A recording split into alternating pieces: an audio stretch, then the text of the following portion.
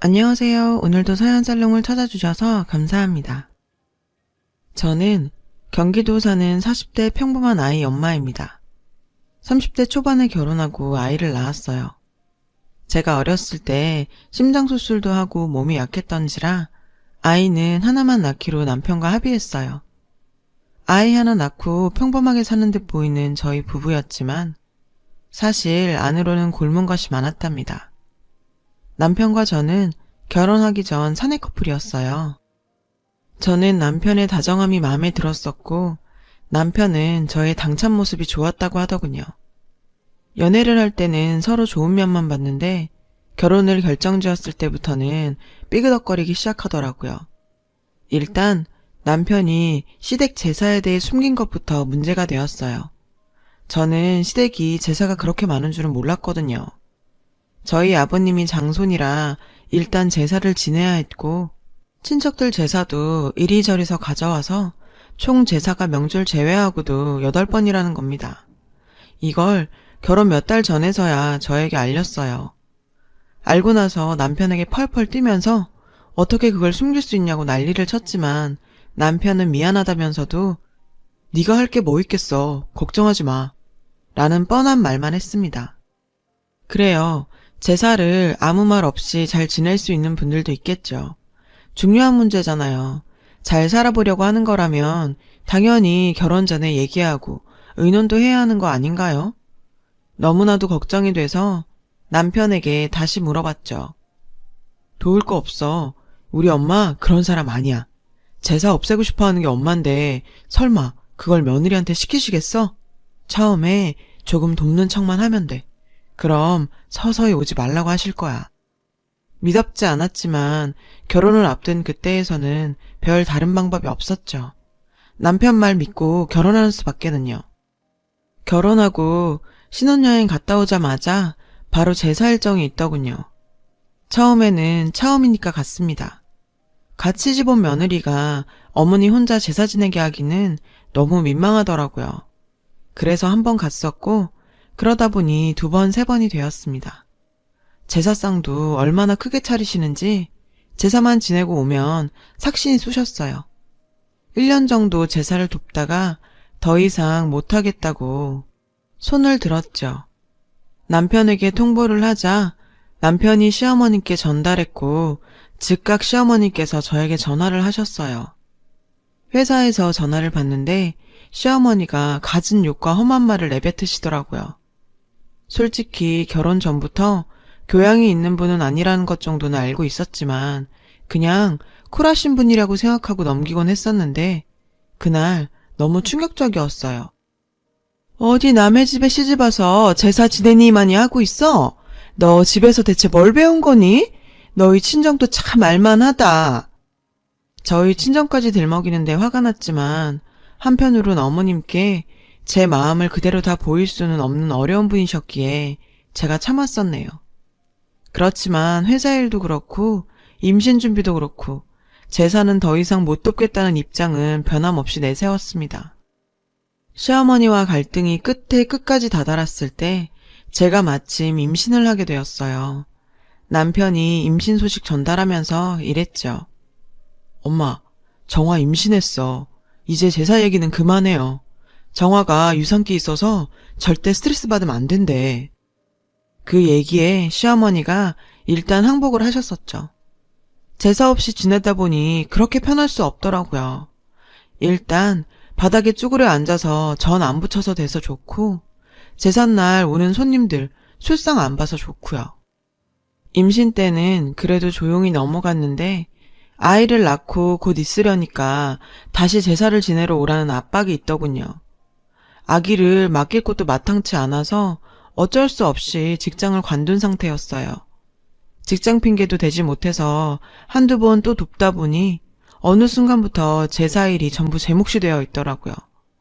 어머님은 나이 드셔서 제사를 더 이상 지내기 싫으신지 저한테 하나둘 넘기시면서 꾀를 부리시고 시아버지도 저한테 제사 다 넘겨도 되겠다며 너스레 떠시고요.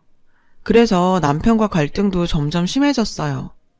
남편은 제 편을 들어주지 않았습니다. 제가 제사 얘기로 볼멘소리 하면 괜히 딴청만 부리거나 시어머니 불쌍하다는 소리나 하고 그랬어요. 참다 결혼 5년 만에 폭발해서 나 정말 더 이상 제사 못 지내. 그러니까 내가 진지하게 얘기 좀 하자고 했잖아. 별일 아니라며. 제사 이어가실 생각도 없다며. 당신이 알아서 해. 아니면 이혼해. 극단적인 카드까지 내밀었어요. 그때 사실 겁주려는 의도도 있었지만 어느 정도는 진심이었어요.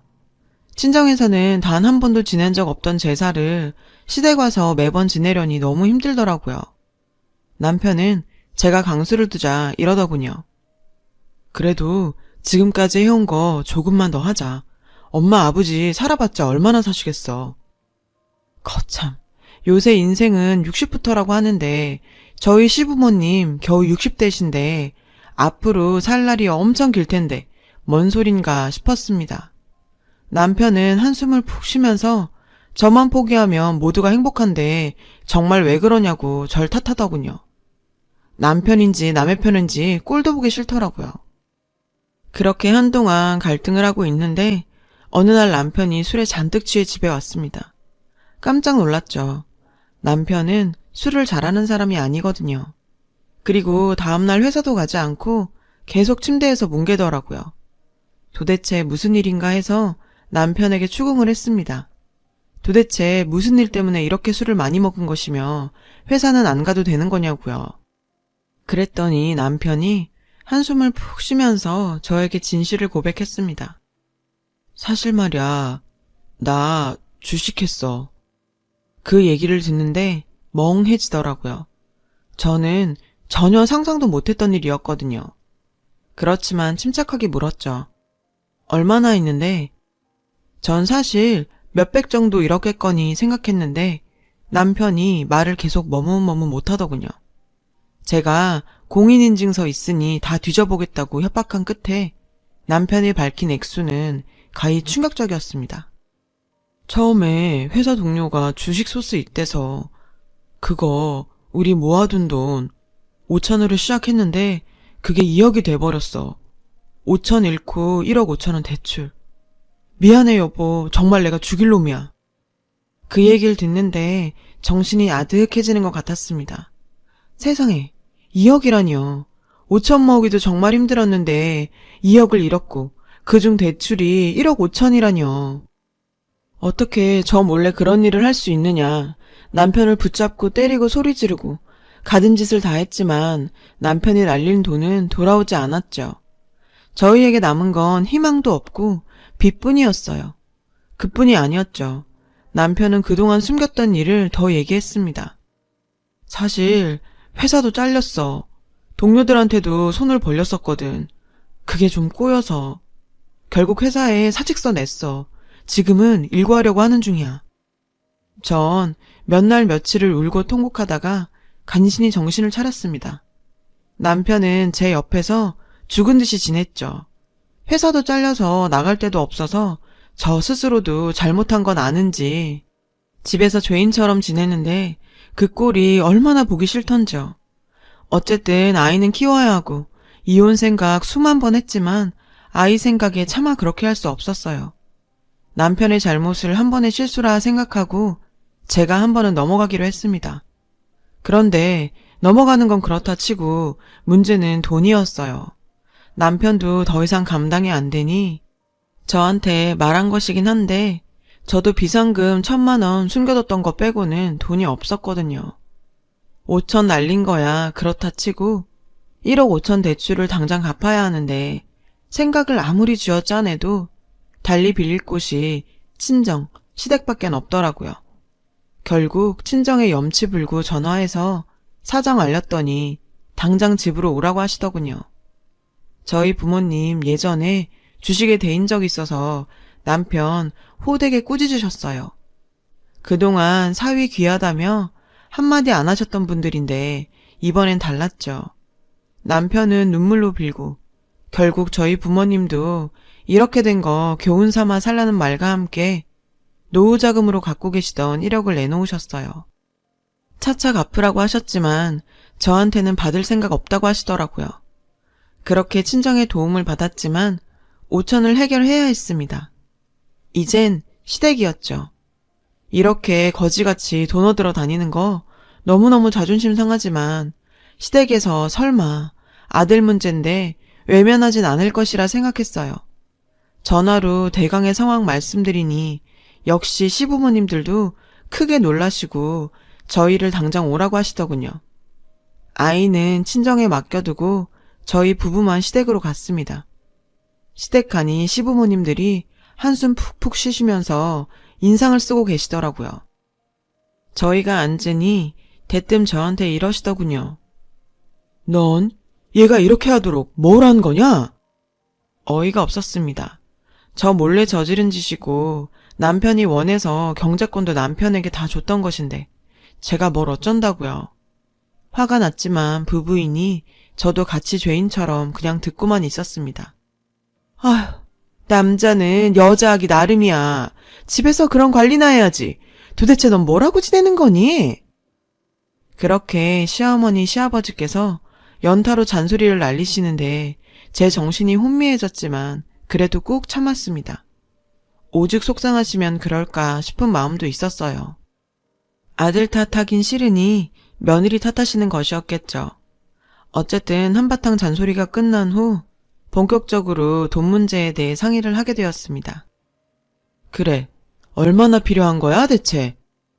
시아버지가 거두절미 이렇게 말씀하시길래 제가 얼른 말했어요. 저희 친정에서 1억은 어떻게 도와주셨는데 앞으로 5천이 더 필요해요. 당장 이 직장도 없고 빚이라도 갚아야 다른 일이라도 시작할 것 같아요. 저희 친정부모님은 한바탕 야단을 크게 치시긴 했어도 그날로 바로 1억을 내주셨는데 시댁에선 의외로 며칠 기다려봐라, 생각 좀 하자 라고 하시더군요. 오는 길에 남편도 면목 없는지 고개 푹 꺾고 있고 저는 한숨만 몇 번을 내쉬었어요. 하나 있는 아들인데 좀 도와주시지 하는 생각이 들었거든요. 그래도 설마 외면하시진 않을 거란 믿음이 그때까진 있었어요. 그런데 며칠 후 저희를 다시 부르시더니 시어머니께서 또 단도직입적으로 제안을 내세우셨어요. 좋아, 너희한테 5천은 빌려줄 수 있어. 대신 조건이 있다. 조건이 뭔데요, 어머니? 너 그동안 우리 집 제사 등한시했지? 이게 다 네가 조상 모시는 거 귀찮아해서 일어난 건지도 모르는 거야. 우리 제사 너희가 가져가고 정성껏 지내는 조건이라면 우리가 5천 주마. 어이가 없더군요. 이렇게 급박한 상황에 제사 타령이라뇨. 남편은 멍청하게 저만 보고 있더라고요. 보니까 다들 저한테 키를 던지고 결정해라 하는 상황이었네요. 할 말은 많았지만 다시 일어나기 위해선 어쩔 수 없이 그 제안을 받아들일 수밖에 없었어요. 결국 제사 제가 다 지내는 조건으로 시댁에서 5천을 지원받게 되었네요.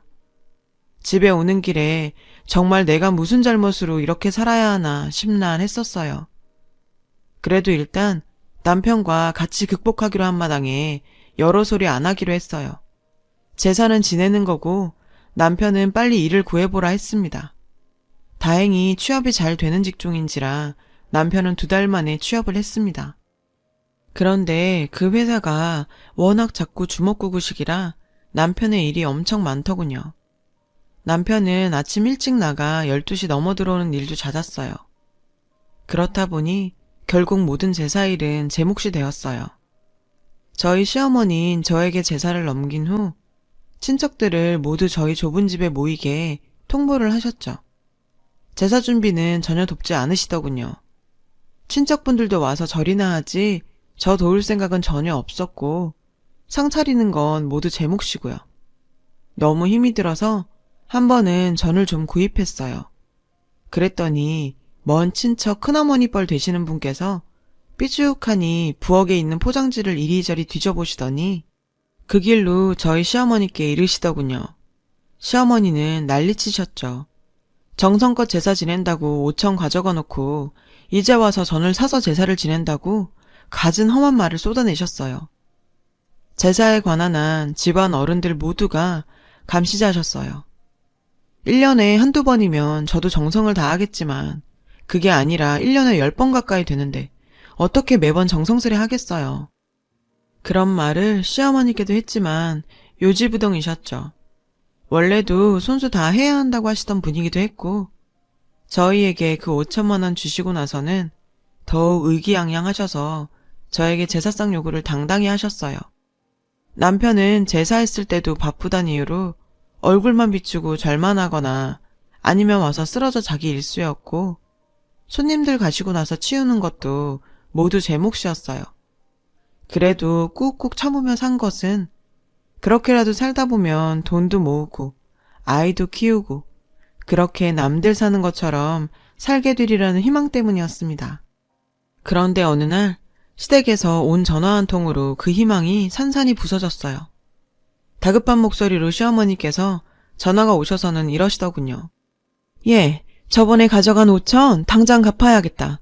내가 갯돈을 다 떼어먹히고 지금 돈이 급하게 필요한데 너희 돈 있지?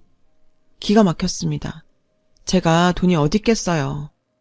저희 친정은 1억을 주고도 아무 말 안 하시는데 그 5천 주고 생색이란 생색은 다 냈으면서 이제 와서 당장 내놓으라는 게 너무 어이가 없었어요.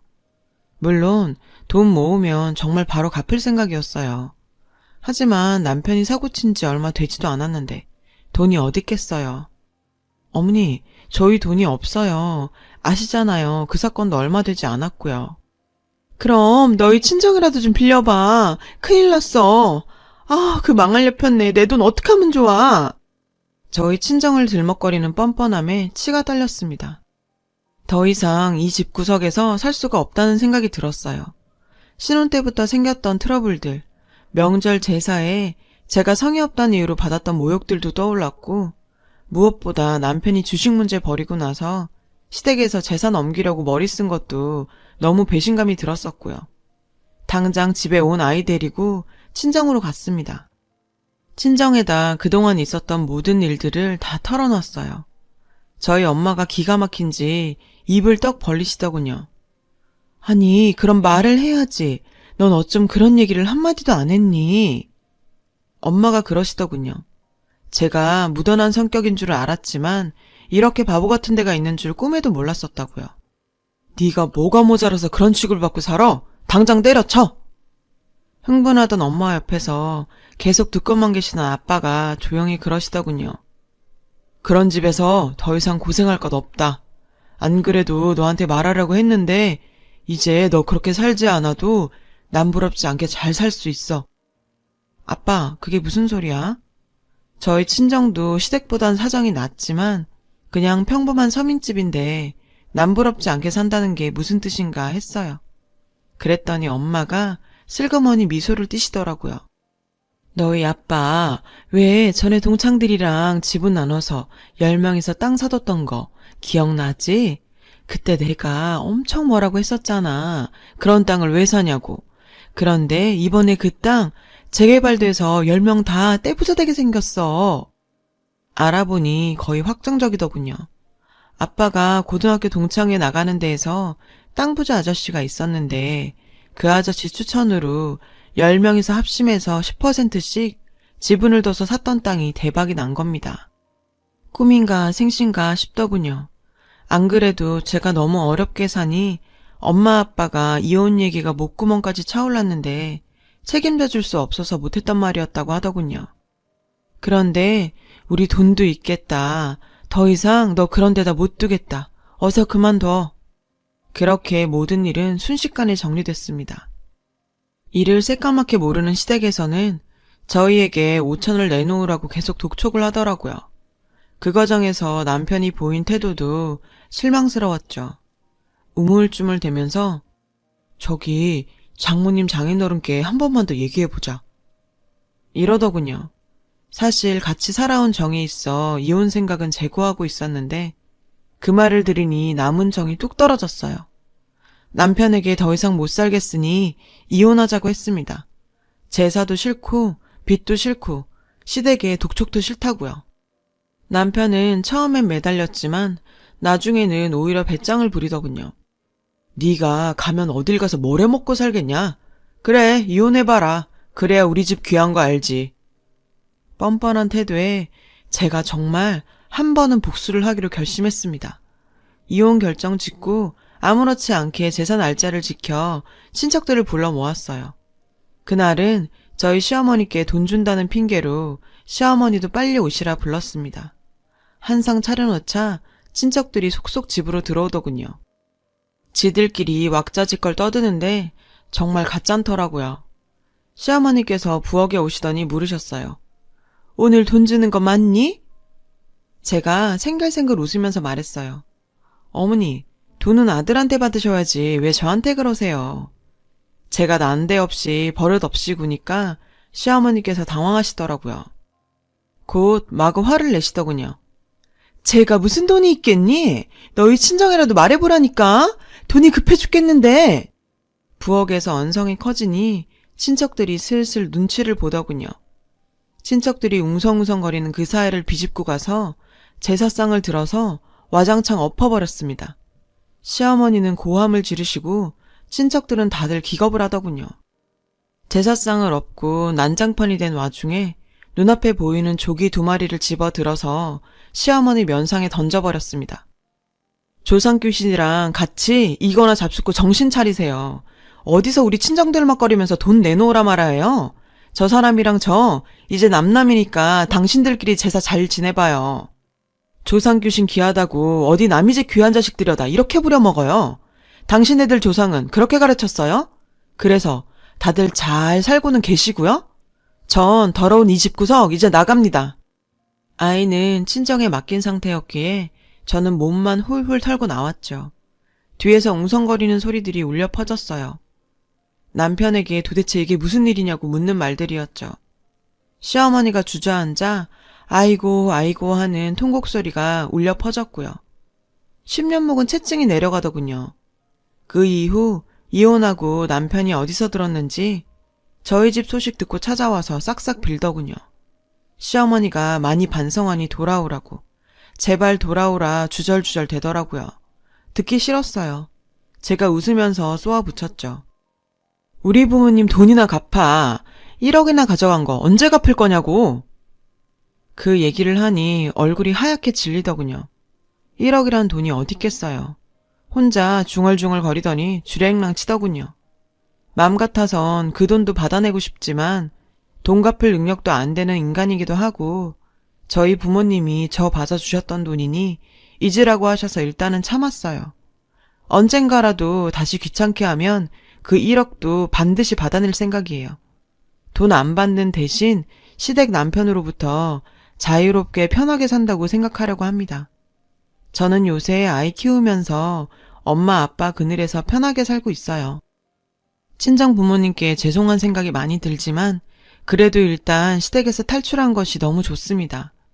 제가 보답할 길은 엄마 아빠께 어떻게든 잘 살아서 아이 잘 키우면서 효도하고 사는 거 그것뿐인 것 같네요. 제 이야기를 들어주셔서 고맙습니다. 들어주신 여러분도 행복하세요.